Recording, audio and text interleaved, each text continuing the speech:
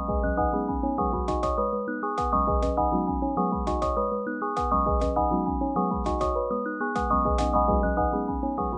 afternoon, ladies and gentlemen. My name is Graham Harkin. I'm the department head of a public post-secondary in Vancouver. Ladies and gentlemen, I'd like you to give a warm BC welcome to the now former Executive Director of the National Centre for Science Education, my friend, Dr. Eugenie C. Scott.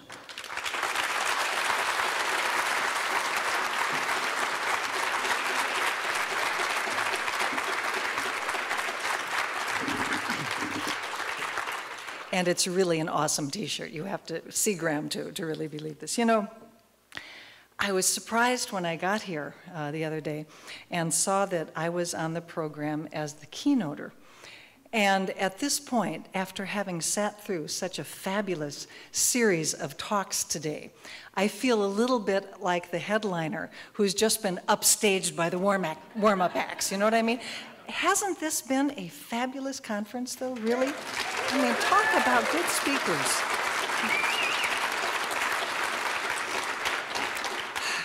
Bill, thank you for including me. This is a true honor to be here. Okay, now, those of us who are enthusiastic about science and who love science find the rejection of science by many of our fellow citizens to be very puzzling and often frustrating. Why is it that the science that we can see is perfectly sound, perfectly well supported by data and by theory and by experimentation, but many people reject things like evolution or climate change or vaccinations or whatever. And not just ignorant people, not just uninformed people. Many people with graduate degrees accept scientific principles that we don't see as scientifically supported at all, or they reject well-supported views.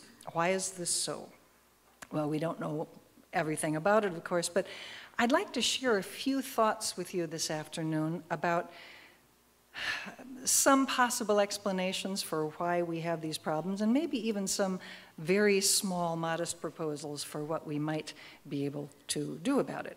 The scientific topics I'm going to use as my examples, you would not be surprised to hear, are evolution and climate change. So what do Canadians believe about evolution? First, there's a lot of really bad research out there about a lot of scientific topics and the public understanding of science and so forth and so on. I've done just enough survey research over many decades to have a very strong appreciation for and admiration for the people who do it well, because it's really, really easy to do it poorly. And I was trying to find the most recent data on Canadian attitudes toward evolution, attitudes toward creationism. And unfortunately, I wasn't able to find surveys that really used good questions, that did not make inappropriate comparisons, that used good sampling and so forth, that were more recently than 2010. But let's just take a look at the, 2011 data on Canadian beliefs. Excuse me. These are Angus Reid data from 2010. That's what I thought I was talking about. And I also like this set of questions because they have comparisons to the United States and also to Great Britain collected at the same time, which counts. You can't collect data on one population at one time and collect data on another population at a different time and say they're comparable, even if you ask the same questions. So anyway, these are modifications of the basically the Gallup questions with some improvements. Human beings evolved from less advanced life forms over millions of years, much, much better than the Gallup questions. And what we find is in Great Britain, 68% agree that humans evolved. Only 16% believe in the special creation view. God created human beings in their present form within the last 10,000 years, which is pretty much taken from Gallup. But then again, Darwin's their guy, right? In Canada, you have almost as high an acceptance of evolution, but a somewhat higher, but still small 25% supporting young Earth creationism. And then the United States, only 35% accept evolution, and a whopping 47% believe in young Earth creationism. And yet there's quite a bit of difference in the acceptance of evolution in different regions of Canada, with the prairie provinces having the lowest percentage of acceptance of evolution. That overall 61% approval rate can drop to virtual US levels in the prairie provinces. There also are regional differences in the United States as well. Our prairie provinces, if you will, also have the lowest levels of acceptance of evolution, plus the South. A more recent comparison of international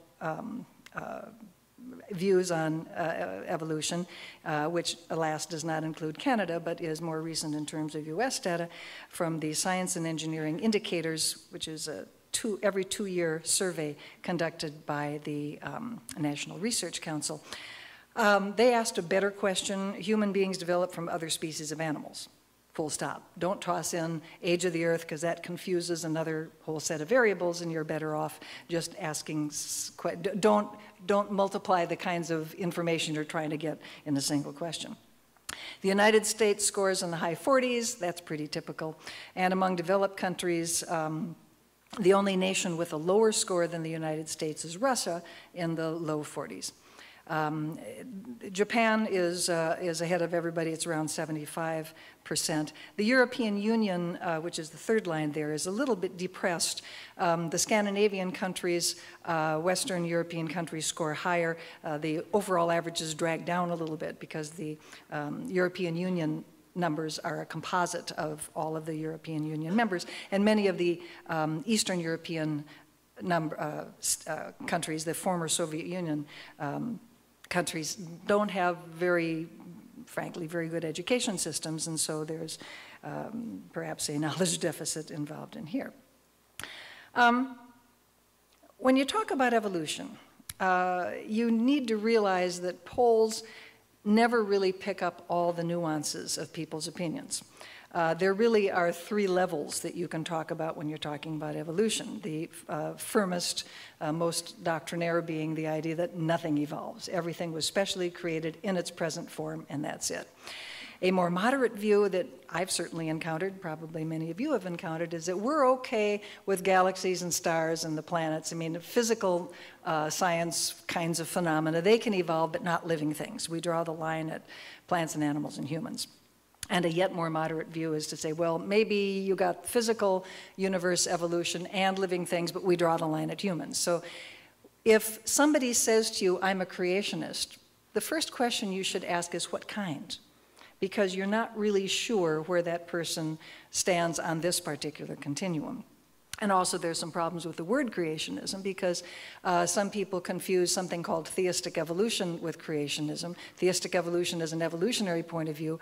It's just this is the way God did it. And there's a huge span within theistic evolution as to how much interference there is in God. But at any rate, you have the same sort of nuances of view among those who reject climate change.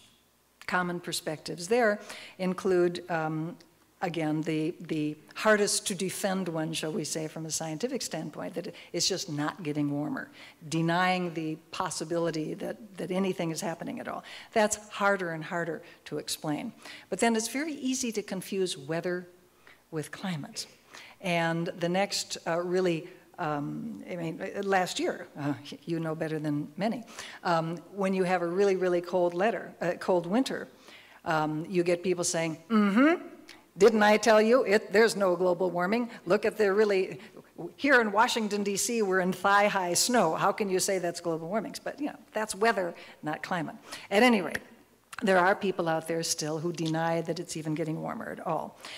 A more moderate position is to admit, yes, well, it's getting warmer, but it's not anthropogenic. It's merely natural fluctuations. And, of course, the climate has changed over billions of years. The people in this group deny that there's a substantial human contribution to the present warming trends that we see. The third, more nuanced position, shall we say, is yes, it's getting warmer, yes, it's our fault, but this is, in a sense, the kiss your ass goodbye strategy. There's nothing we can do about it anyway. There's no need to take any kind of action. We don't need to have carbon taxes. We don't need to reduce our use of fossil fuels because, you know, all we can do is just move those people away from the coastline if the oceans are rising. So I want you to look at these three statements. The first two statements are scientific statements. Either it's getting warm or it isn't. These are testable, these are empirically determinable points. Either humans are responsible or we aren't. Those are things that we can investigate scientifically. The third position really isn't a scientific position per se. We hope science is going to inform this point of view, but it itself is really a policy question. It's really what, if anything, should we do about the first two. But when you look at it carefully, what the real issue here in that third position is dealing with the consequences or the implications of climate change. If the climate is getting warmer and if we are responsible, there are a lot of choices that have to be made, and I don't want to make them. So, this is very similar to the situation with evolution. Because when you work with the creationists, when you read a lot of their literature, it becomes pretty clear that what is motivating them is not a dedication to the Cambrian explosion being covered better in textbooks. That's really not the motivating factor. The motivating factor is the consequences of evolution for their particular religious beliefs. If evolution is true, what are the consequences? And these are factors that I'm going to be coming back to during this talk. Well, let's take a look at Canadian data. This is 2013 data from Canada 2020, and it compares United States and Canadian adults. There's a higher acceptance of climate change in Canada than in the United States, 80% versus 61%. And I thought this was a reasonably well-conducted poll. The U.S. and the Canadian samples were conducted at the same time. The U.S. data was collected by a group from Muhlenberg College that does a lot of survey research, so I think these data are probably pretty reasonable. Yet there are regional differences that are fairly large in the acceptance of evolution in different parts of Canada, as is the case with the United States as well, of course. Manitoba and Saskatchewan numbers are within shouting distance of United States numbers. When it comes to accepting climate change as anthropogenic, Canada, again, is closer to the scientific consensus than is the United States. Now, when you compare these public views with the views of scientists, it's very striking. Apologies for using data that's several years old. It's always nicer to get more recent data. But this is the only study that I know where the same group of people were asked questions about evolution and climate change at the same time.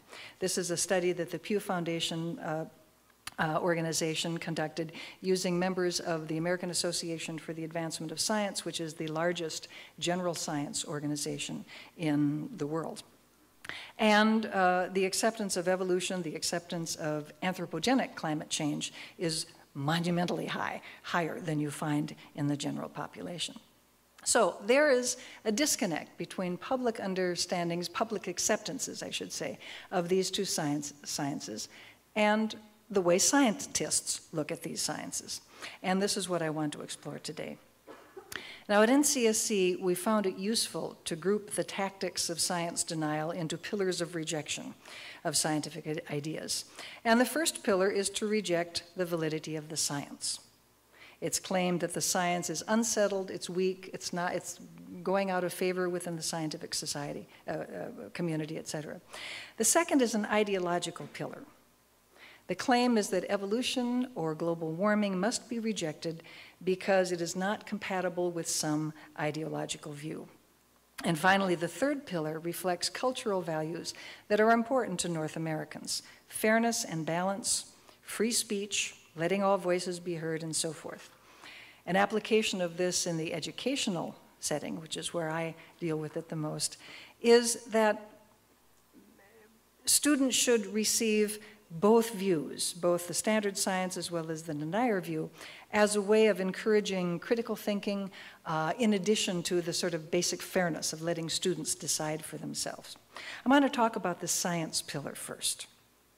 If you haven't read the book Merchants of Doubt by Oreskes and Conway, I really recommend it. It is very, very good.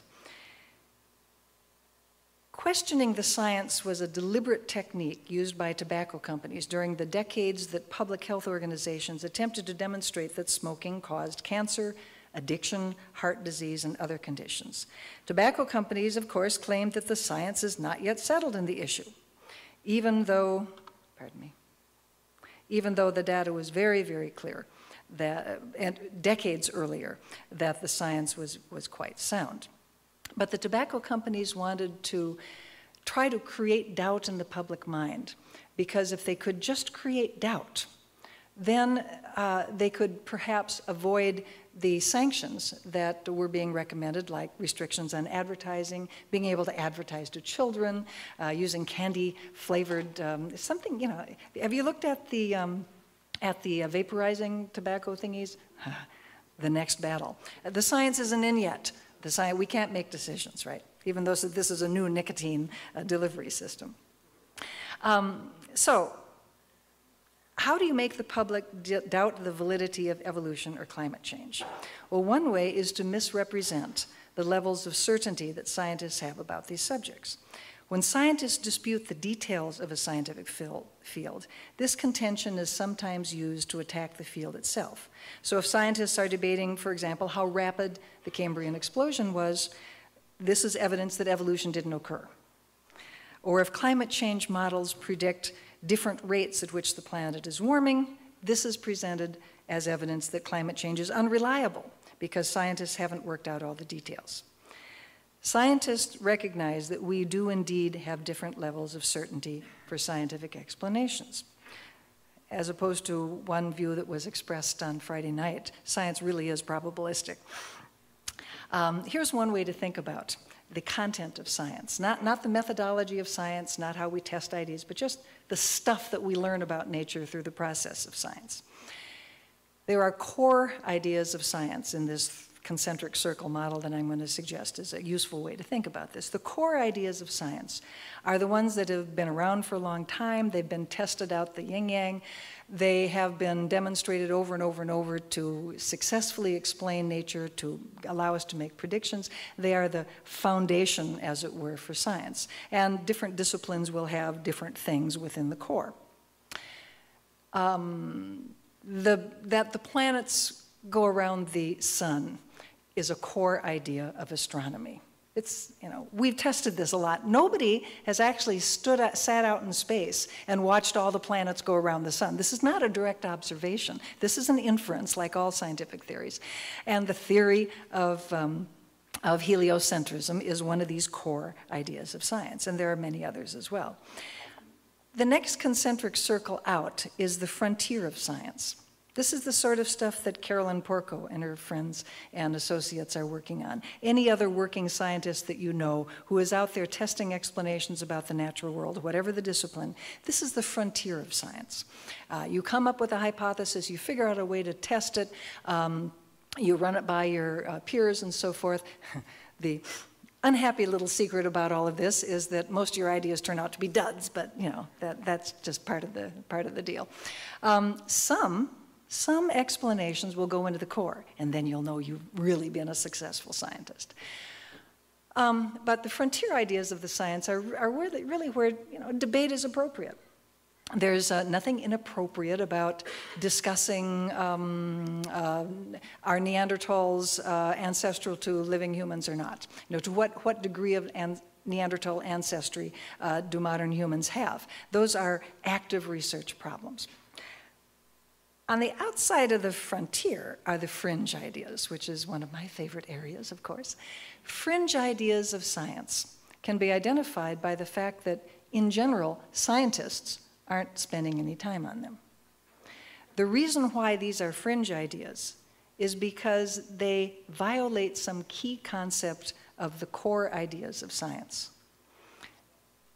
How many of you use the internet? A few people use the internet. If you Google free energy, there are lots of wonderful ways to make money. You can invest in new products that will solve our energy problems. You notice that physicists do not invest in these implements because the whole free energy movement violates the laws of thermodynamics. You cannot get free energy. It doesn't work that way. So because, I mean, they're all perpetual motion machines is really what they are. And because perpetual motion machines violate core concepts, real scientists don't pay any attention to them. Now, how can you maybe think about these levels of science, if you will, when you think about evolution, when you think about climate change? And it's useful, I think, to have this conception of the content of science at different levels. In a sense, you're reflecting the different probabilities and expectations and confidence that scientists have in different kinds of explanations, which is useful. Because as I mentioned before, both the creationists and the anti-climate science folks look at the details and use that to challenge the science themselves. Let me just take a little tiny sidestep here and tell you what I mean about evolution, because frankly, lots of people use different definitions of evolution.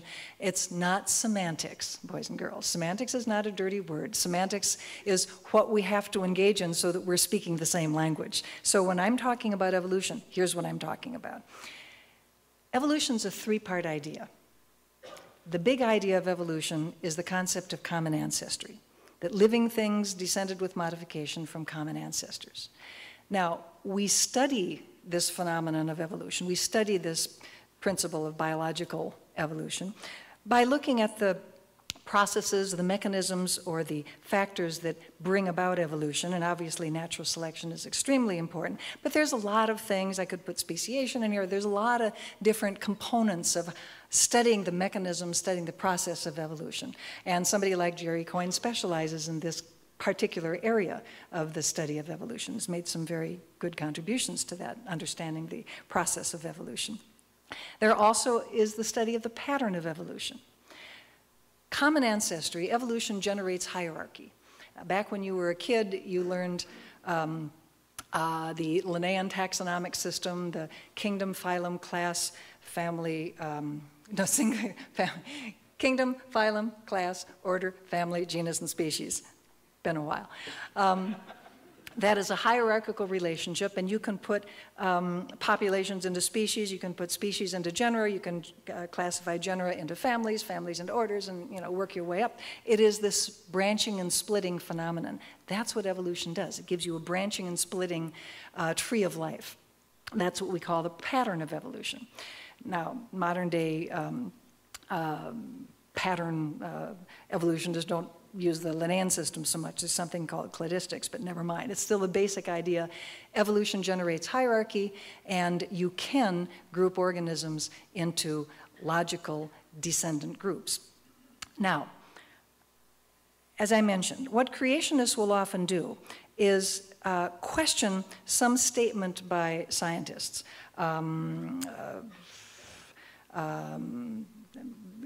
Bears and dogs don't have a common ancestor, or whatever, how closely related these things are. Or maybe it would be a pattern argument. Natural selection is not powerful enough to form body plans of the Cambrian explosion, something like that. Scientists can be legitimately debating these kinds of issues, and creationists will use that as a means of questioning the whole idea of common ancestry itself.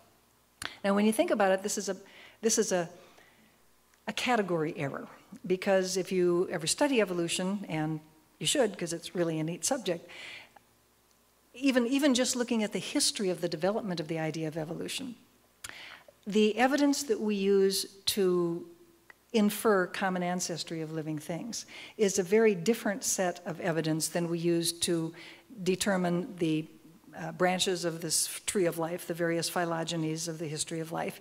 And it's quite different from studies of the mechanism of evolution. Darwin didn't know much at all about the fossil record, for example. He came up with the idea of evolution, of natural selection, which is an important mechanism of evolution. But if you read Origin of Species, and you read his contemporaries, they were really using very different kinds of data sets to demonstrate the inference that living things have common ancestors. And so disproving natural selection as a mechanism, which isn't likely to happen, but let's say day after tomorrow, somebody finds out, oh no, we've got this huge mistake in our understanding of natural selection. That still does not make us lose confidence in the big idea that living things have common ancestors. So this is just a category, or this is just a flawed kind of logic when creationists look at arguments among scientists about pattern and process and imply that these challenge the whole idea of evolution. So going back to our concentric circles, common ancestry, like heliocentrism, is a core idea of science. It's around to stay. Everything that we know supports the inference that living things have common ancestors, and we don't have any data that would make us challenge that conclusion. The frontier areas of evolutionary biology are the pattern and process, and the areas where scientists are having legitimate discussions, debates. Some of them are going to be right, some of them are going to be wrong. That's the process of science. And on the fringe, we have things like intelligent design and creation science that real scientists aren't paying any attention to because they violate a core idea of science. And somehow, ID and creation science kind of got squashed up at the top, my mistake. What about global warming? Well, there's two big ideas in global warming. It's getting warmer, and humans are largely responsible for the current change in rate that we are seeing that has been so accelerated. The second of these two, the anthropogenic part of it, is the more controversial, but over the last 10 years or so, the data has become more and more convincing. Thus, scientists have embraced it in higher and higher numbers. Now, the details of these big ideas are what scientists are debating. And topics like these are the ones that, if you wanted to have students debate global warming, have students debating things that real scientists are actually in contention about, like how much will the ocean rise, not whether it's going to rise. What's the role of aerosols in cooling? What was the role of oceans as heat sink? How much heating is due to humans, et cetera. These are all legitimate kinds of questions. If we want to overlay this over our concentric diagram, the core ideas of climate science is it's getting warmer and the rate is reflective of human influence, the anthropogenicity of it. The frontier of climate change are the details. For example, how much is the ocean going to rise? Is it going to rise 1 foot? Is it going to rise 6 feet? Kind of makes a difference. The fringe area of climate science really gets into things that are generally not so much scientific questions, but questions that are exceedingly important in motivating the anti-climate change movement, such as that climate change is really just a liberal plot to increase the control of big government. So this way of attacking the science is used by both creationists and climate change contrarians. It reflects a misunderstanding that science, the content of science exists at different levels of certainty. And there are legitimate things that we can certainly debate in any science. That's what we do as scientists. It's okay. We're not afraid of debating things. But the core ideas that are well demonstrated, well supported, it's not really worth our time to be debating whether the planets go around the sun or the sun goes around the planets. Let me give you another example of how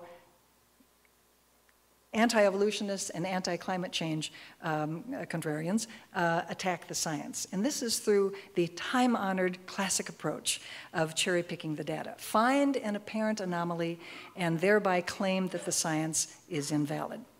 Most of the young Earth creationist arguments about the age of the Earth are of this kind, and this is one of my favorites. Lava flows in Hawaii were dated to 3 million years when they were tested by potassium argon, and yet the volcano was observed to erupt in 1801. This is from a Jack Chick comic book. Clearly this is erroneous, so therefore radiometric dating is false, Therefore, the Earth is not ancient. Therefore, evolution didn't occur. Perfectly logical series of arguments. I love creationist comic books, and you do too. Where else can you find a comic book with footnotes to scientific articles? It's just wonderful. It's, you know, Spider-Man, eat your heart out. It's just not going to happen. Now, actually, if you go to the Funkhauser and Naughton article, which is, it's accurately portrayed. Yes, they dated an 1801 lava flow by potassium argon, and it was billions of years old. What the article is all about, and Hemant, I hope you're listening carefully. Yes, check the sources. What the article is about is you have to be careful when you're in your technique of radioisotopic dating, because lava flows of certain kinds that come from very, very, very low, deep in the mantle, can have these olivine inclusions, which are these big lumpy things that show up in your lava. And if you accidentally date one of those, or grind up that along with your lava, you're going to get an anomalous date, because the lava was melted, which is what you're measuring when you're, you know, doing the potassium argon stuff. You're measuring the ratio of the decay rates. That clock, as it were, is set at a different time than the olivine, which has come up from a different part of the mantle. So what this article is refining the techniques. It's not a criticism of radiometric dating. I've got a lovely example from the climate change deniers of cherry-picking the data. A climate contrarian, Joseph D'Elio, posted this graph on a popular anti-global warming site to illustrate that temperatures in the Arctic fluctuate at about a 60 or 70-year cycle. Thus, anthropogenic global warming isn't a worry. The current warming is just a natural phenomenon. Note that the 1940s are as warm or warmer than the present. These data are actually taken from a book by some Russian scientists, but the data are taken from the Global Historical Climate Network, the GHCN. And there are 6 sites from the GHCN that this chart was derived from. Well, kind of looks like anthropogenic global warming is in trouble, doesn't it, boys and girls? No hockey stick, shall we say. Well, let's just take a look. The climate blog site Open Minds did an analysis of this claim, finding again substantial cherry picking. It happens there are in fact 137 GHCN data collection sites. See those little black dots all over the Arctic there? It would seem that if you're going to make a claim about the Arctic region, you should use a representative set of data points. Here are the 6 sites that were used in that graph that I just showed you. This is inadequate.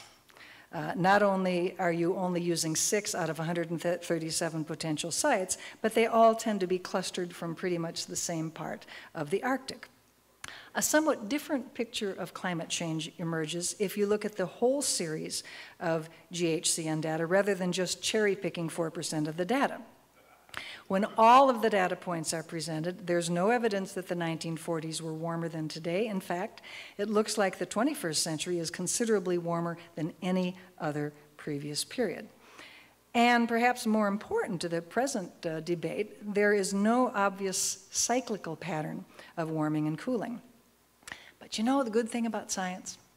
You don't have to rely on just one representation, one presentation.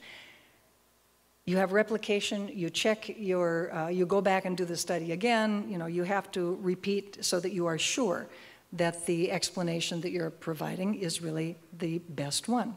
And the nice thing is that the GHCN data is replicated by data from NASA.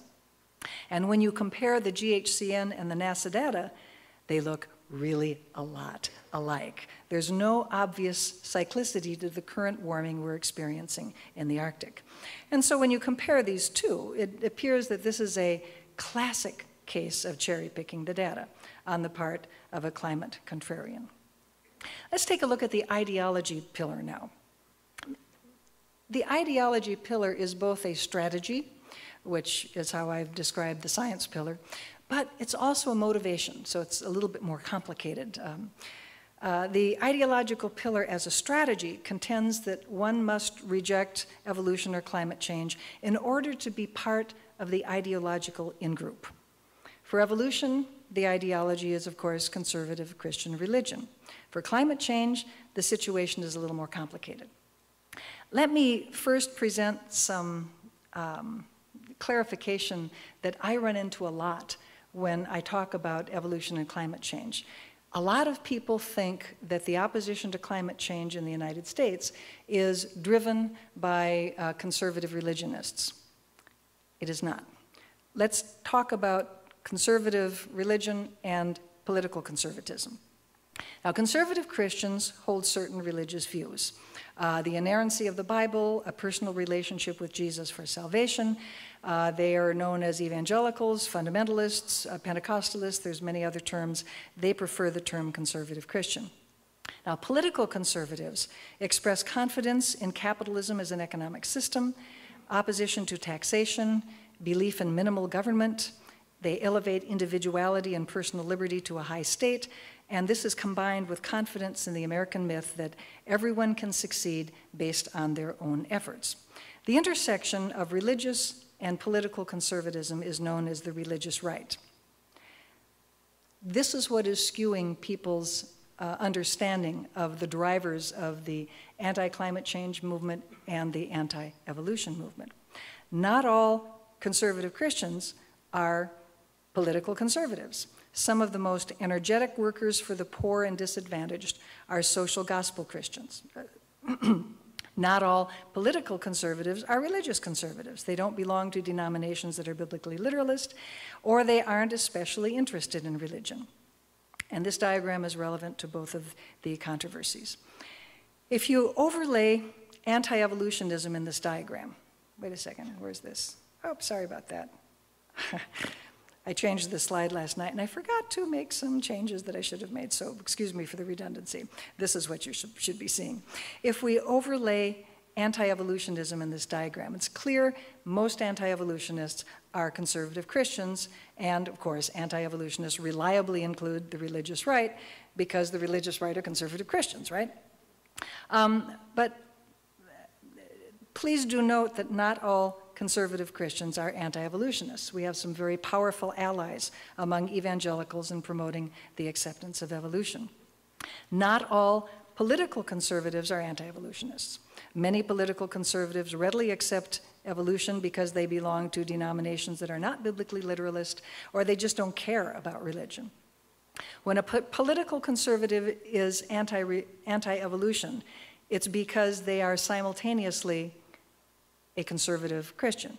They're part of that religious right. And this sort of tends to color the view that we have. It's not that all political conservatives are against evolution by any stretch of the imagination.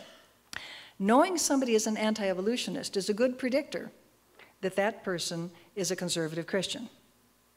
It is not a good predictor that that person is a political conservative. So what's the situation with climate change? Well, again, the main engine here is political conservatism, and I apologize for not having a cleaner slide here. The religious right, again, are reliably climate change contrarians, but because they're politically conservative, not because they're religiously conservative. There's not necessarily a close relationship between religious conservatism and anti-climate change. There is, again, a substantial group of green Christians who are environmentalists. They favor creation care or stewardship theology rather than dominion theology, and they are outside of the anti-climate change movement. So ideologically, climate change contrarians are politically conservative rather than religiously conservative per se. The primary motivation for those who object to climate change is political conservatism. There is one additional component to the composition of climate change contrarians, and this is an economic ideology, libertarian economics. Libertarians are a somewhat odd group politically, as they share some interests with political liberals and some with political conservatives. Like conservatives, they are strongly anti-big government. There's a strong libertarian streak among the Tea Partiers, for example. And they strongly support individual self-reliance. But like political liberals, they value personal autonomy, and so they support such things as legalization of marijuana, abortion rights, gay marriage, and so forth. The key characteristic of libertarians, however, is what George Soros has called free market fundamentalism. I love that phrase. A great confidence in the power of the free market, basically laissez-faire capitalism, to solve all economic and social issues. Many libertarians object to climate change because they believe it to be an attack on capitalism. As do political conservatives, they strongly object to cap and trade or carbon tax policies and any economic or tax restraints on the carbon-producing industries, coal, gas, and oil, are objected to in the interest of letting the free market do its thing. So indeed, there are many ideological motivations for rejecting the idea of climate change, religious, political, economic, with the religiously motivated the smallest part of this movement. There's a tiny slice of religiously motivated anti-climate change. You can find websites out there. It's a providential theology kind of argumentation, that God is so powerful, well, that's the hubris. The providential theology argument is that God created the world for us. He's not going to let anything really terrible happen to it, so we're really worrying unnecessarily. And that is often linked with a hubris kind of argument, in that human efforts are so puny compared to the power of God. You know, how can you say that we puny humans are causing anthropogenic climate change? This is just ridiculous, and we don't have to worry about anything. God will take care of everything. But please note that none of these communities, either in the creation issue or the evolution issue, are monolithic. If you're going to understand the ideology pillar, you've got to understand dichotomous thinking, which is rampant in both the evolution and climate change issues. And this is a topic that was brought up by a previous speaker. For the evolution issue, the claim is that one has to choose between faith and science. But the issue isn't really the science of evolution, but about the consequences of evolution. For some Christian denominations, if evolution is true, you lose salvation, you lose the motivation to be good, society is going to suffer, you will not be reunited with your loved ones. This is a big deal. People are going to take this very seriously. If evolution is right, I lose really big. That's going to be a very strong motivator. The idea that science will, that society will go to hell in a handbag because of not having the power of God looking over our shoulder and keeping us doing the right thing, however determined we may be. You notice the similarities between those two arguments, by the way. Some of us would disagree with that, shall we say. But moving on, there's a continuum, not a dichotomy, of Christian religious positions, many of which accept evolution, creation to evolution. Certainly there are religious positions that do not allow for evolution, but the important point is that there are those that do, actually more that do. Catholics and mainstream Protestant theology accepts evolution as the means by which God brought about the universe and its inhabitants. Things like the significance of evil for the existence of God and salvation and morality have been widely discussed in the theological literature of Catholicism and modern Protestant Christianity. There's more on this in NCSE's little book, Voices for Evolution, which has a whole section of statements from religious organizations saying evolution's okay with us, we should teach it in school. The same kind of dichotomous thinking occurs with the climate change issue. But in this case, the dichotomy is between being able to retain your political conservatism or accepting the idea of climate change. You have to choose. And again, what's really going on is not so much arguments about the science of climate change, about the quality of the modeling, etc., but about the implications or consequences of climate change. If climate change is true, then we're in danger of the establishment of socialism, as we'll have to restrict carbon-producing industries and thus restrict free enterprise. We'll lose our personal freedoms, as big government will be telling us what kind of cars to buy, and so on. We'll jeopardize our defense, I mean, on and on and It's the consequences of climate change for people of conservative political ideologies that really matter. Some of us would disagree. I love this cartoon. For those of you in the back, what if it's a big hoax and we create a better world for nothing?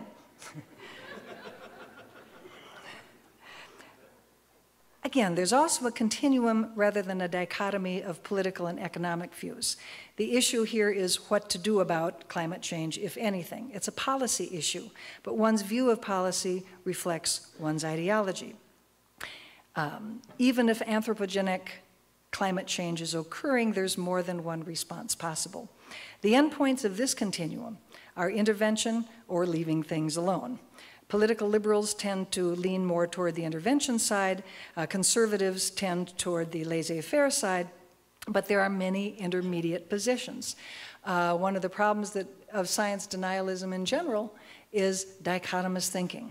And somebody else was mentioning today that religious conservatives have the point of view that things are black and white, they're not happy with grays. Any ideological position can fall prey to that. Whether it's a political ideology, an economic ideology, my ideologies, anything ending in an ism, all right? Environmentalism, feminism, socialism, capitalism, Pickenism, it can make you think dichotomously. And I think if we're going to be really good critical thinkers, we have to realize that, yeah, you know something, the world is gray. It's not really black and white. There are continua for almost everything. And getting people away from this is very helpful. In terms of climate change, this is quite possible. There's a plurality of opinions within a conservative political wing in the United States, Republican Party. It happens to be that moderate to liberal Republicans look a lot more like Democrats than they do like Tea Partiers. And that's something you can build on. And in fact, past Republican Environmental Protection Agency administrators took out an ad in the New York Times last August in support of human-caused global warming, basically telling their fellow Republicans to shape up. So, you know, there's room for dialogue among political conservatives on climate change. There's lots of room for dialogue among conservative Christians and Christians in general on evolution. And this is something that we will need if we're going to move the arrow on the acceptance of the science, which I'll get to in a moment. My colleague Josh Rosenow analyzed some data from the Pew organization. This looks like terrible spaghetti, but hang in there, I'll walk you through it. It's not as bad as it looks. The Pew organization samples, as I mentioned, sampled attitudes toward both evolution and climate change at the same time, which is good. This is general public, not just scientists. Josh's analysis supports fairly well our experience at NCSE in dealing with these two issues, and also research by John Evans from UC San Diego, a sociologist of religion who is also looking at some of these same variables. The red lines indicate negative associations. The black lines indicate positive associations among various variables, and the two issues of evolution and climate change, which are or global warming in this case, which are the far right-hand variables here. Now, education is fairly strongly associated positively with acceptance of human evolution. In other words, the more highly educated you are, the more likely one is to accept the validity of evolution. But it's not accepted with it's not associated with the acceptance of global warming. Being better educated doesn't mean that you're necessarily more likely to accept the scientific evidence for global warming. I can hypothesize about that, but that clearly needs to be explored a little bit more fully. The strongest negative associations with evolution is born-again theology. In other words, if you're born again, you're less likely to accept evolution, with church attendance being very strong as well. And of course, there's a strong correlation between born-again theology and church attendance, so these are understandably interrelated variables. There's a fairly strong negative association between, sorry, that didn't show up. There it is. There's a fairly strong negative association between born-again theology, and democratic political ideology. In other words, being born again is associated with being a Republican. And the strongest predictor of global warming, though, is political ideology. And accepting evolution, oops, sorry about that. Accepting evolution, you know, the little dotted line in between the two terminal variables there. Accepting evolution is not a very good predictor as to whether or not you will accept global warming. So these are really separate kinds of things. Finally, I want to talk a little bit about the cultural pillar. Now, arguably, this is the most effective pillar that creationists and climate change contrarians have. The cultural pillar relies on values that are shared with the people the contrarians are trying to reach, because they're societal values. They're values that really are shared in North America in general. Some of the values differ. The creationists emphasize biblical literalism, the climate change contrarian emphasize free market solutions, and so forth. But I want to talk specifically about the values that tend to come up in an educational context, because this is really how creationists and climate change contrarians frame their position when they're trying to influence education policy. And these values are the same for either the evolution issue or the climate change issue. In this context, the most popular of the cultural arguments are the ones stressing fairness, academic freedom, and critical thinking. Since 2004, there have been a series of laws proposed in state legislatures in the United States that are referred to as academic freedom laws. Out of over 60 submitted, only 2 have actually passed. Go NCSE. That's 2 too many, but even we are not perfect. They take the general form of calling for critical thinking, analysis of scientific theories, such as this Louisiana Science Education Act. All right, raise your hand if you're against critical thinking, okay? Of course not. These are very, very popular ideas. The wording of these bills include phrases that sound very reasonable to most people. They're calling for students to work harder, become critical thinkers, and why not present information for and against a scientific theory? Isn't that exactly what scientists do? Yes, that's exactly what scientists do. It's not what 10th graders do.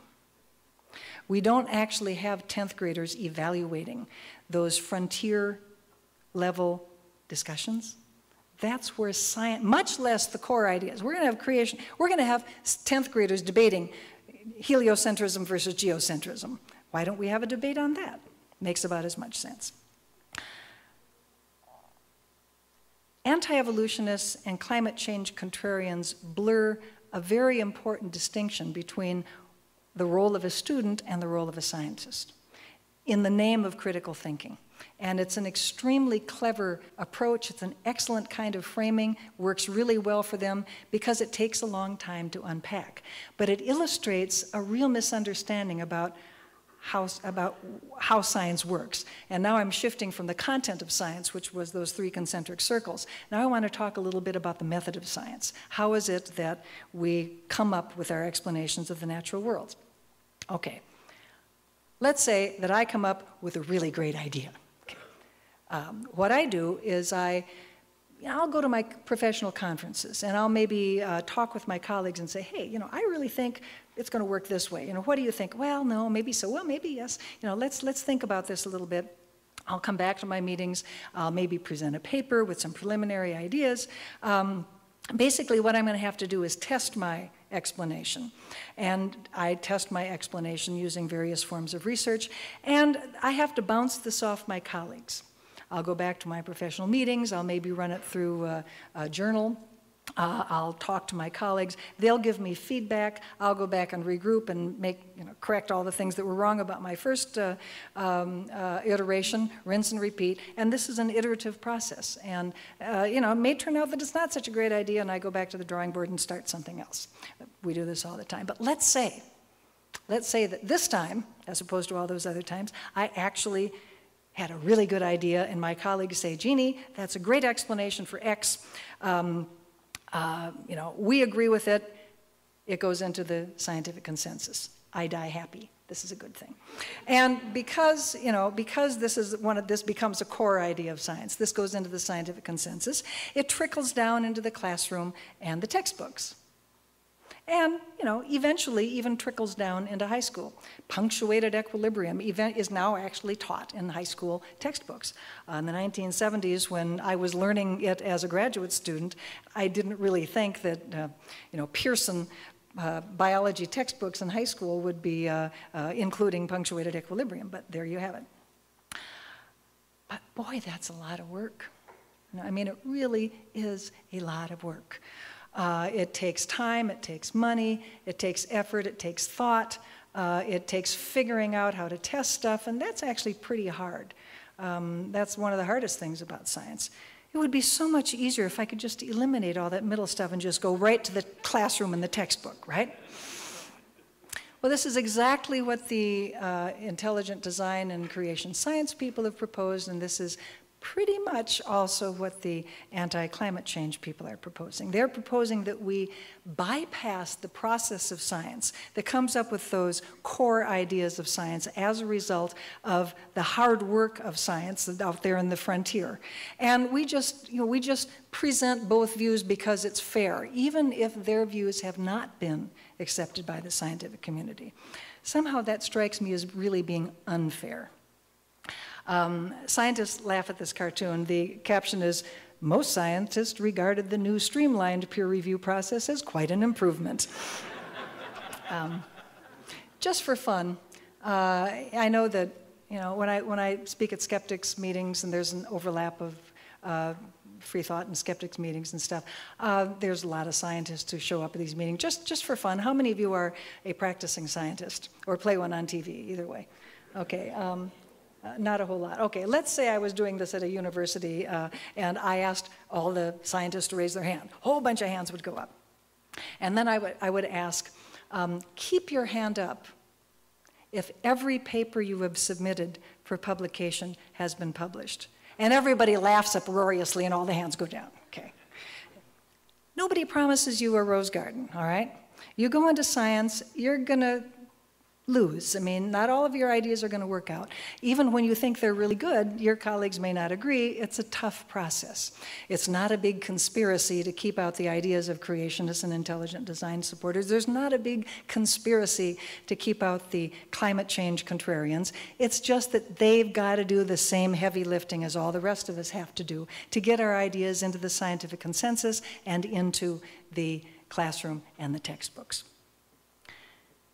If anti-evolutionists or climate change deniers want their views to be taught in high school and middle school, they need to convince the academic community, and then their views will trickle down. Taking that shortcut to go right to the political decision makers is profoundly unfair, and it's ironic that they're appealing to cultural traditions of fairness in making this claim. Because ultimately, Daniel Patrick Moynihan was right. People's opinions are different from facts. The ideas like evolution and climate change that are accepted by the scientific community are accepted because they have gone through a rigorous process of sifting and winnowing of ideas, testing and discarding the ones that don't explain nature. Finally, an agreement solidifies around an explanation and scientists move on. Heliocentrism is here to stay. I'm sure Carolyn would be happy to hear that. And so is evolution, and so is the fact that CO2 is a warming gas, and we have been pumping extraordinary amounts of it into the atmosphere since the Industrial Revolution. These are not opinions. But ultimately, it's not about the science. Evolution and climate change deniers are not at all likely to change their opinions, only if presented with more scientific data. This is what sociologists of knowledge and psychologists call the knowledge deficit model, and it doesn't work. The science is necessary, but it's not sufficient.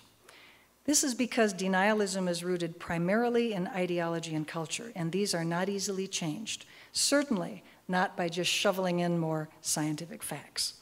There is sufficient research to suggest that people happily reject factual information if it disagrees with their preconceptions or strongly held views, particularly if the facts disagree with their ideological positions.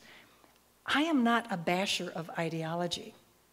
Everybody in this room has many simultaneous ideologies. You could be, you know, a feminist, atheist, socialist, I mean, environmentalist. I mean, there are lots of different ideologies that we all hold, and they're important to us. They structure our lives. I think the most worrisome thing about ideologies is not that people have them, because we need them. We are social primates. We live together. We have to resolve differences, and our feelings are important. The most difficult thing is when ideologies become blinders, when they prevent you from looking, at least temporarily, dispassionately at empirical evidence and sources of knowledge that are derived from logic and reason and empirical evidence. Science matters, but in itself it's not sufficient.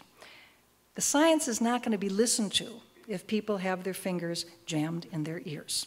And what keeps the fingers jammed in the ears is the belief that something very important is going to be lost if the other guy is right. To anti-evolutionists, if evolution is true, the consequences are stupendous. They believe they have to give up their belief in God and the truth of the Bible, which means the loss of salvation, the loss of a center for morality and behavior, the loss of friends and social support. For evolution, get a grip. For climate change contrarians, if global warming alarmists are correct, their views will weaken the economy, harm national security, and require compromises in individual liberty. If these concerns are not assuaged, all the science in the world is not going to be convincing. For opinions to change requires two things. The consequences of changing the opinion cannot be too great, and the bearer of the opposing view has to be somebody trusted by the recipient. Who can assuage these ideological concerns that the consequences will not be unacceptable? It's going to be somebody from the same ideological tradition, because those are the ones the listener is going to listen to. We had a wonderful example of that this morning in Dan Barker's talk. What was the group that reached him, that got him thinking about religion? It wasn't the atheists. It was more moderate evangelicals. Remember you told us that story? When he started being challenged by people that he identified with, they had heard the good news, we were all on the same side, we love Jesus, we're all alike ideologically, but oh wait, maybe Adam and Eve is not flesh and blood creatures. It wasn't the atheists saying this. These were people that he trusted, and that is what got him thinking. There are lots and lots and lots of stories exactly like this.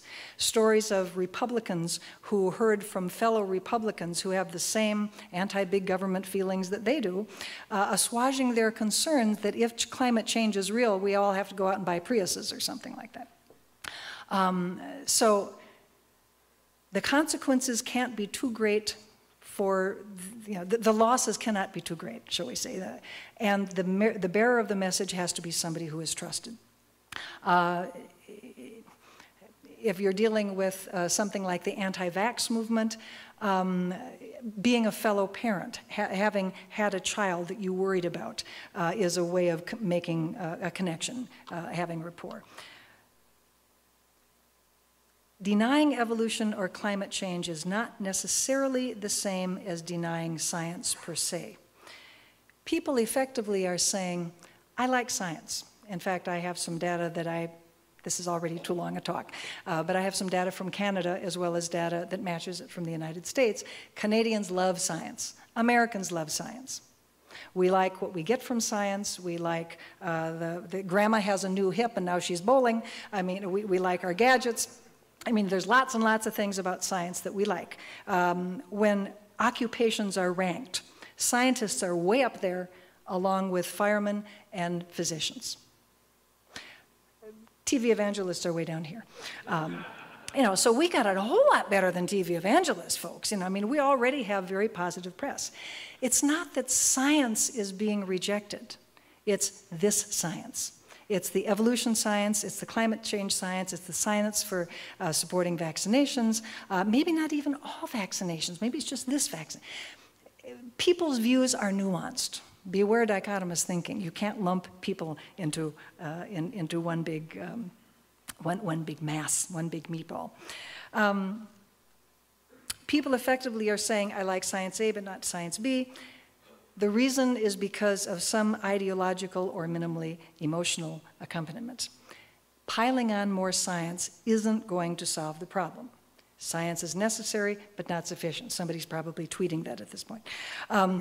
What ultimately is going to turn the tide, I believe, is a very low-tech approach, which I will offer for your consideration. We have to talk to each other, as opposed to yelling to each other or ignoring each other. People have to build up relationships of trust, which requires mutual respect. Mutual respect occurs when people get to know one another as individuals rather than as symbols. We heard some discussion about that, I can't remember whose talk, you know, you're not opposing the person, you're opposing their ideas. That's fine. But it's very easy to become snarky, to become ad hominem, to make the person that you're trying to convince feel that you are attacking that person. That's not a way to establish the trust relationships that are going to be required if people are going to change their views.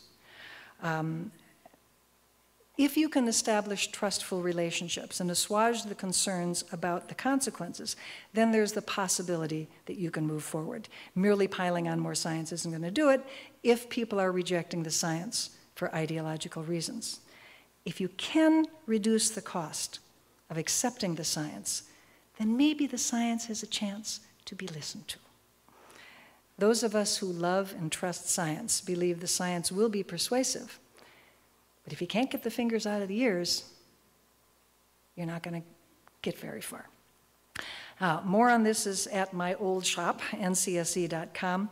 If you want to sign up for a free, a very depressing electronic newsletter that comes out every week, go to that. Follow that link there. It's very interesting.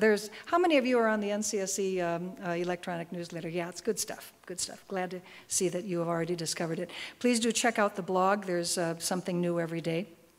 Check out the news page.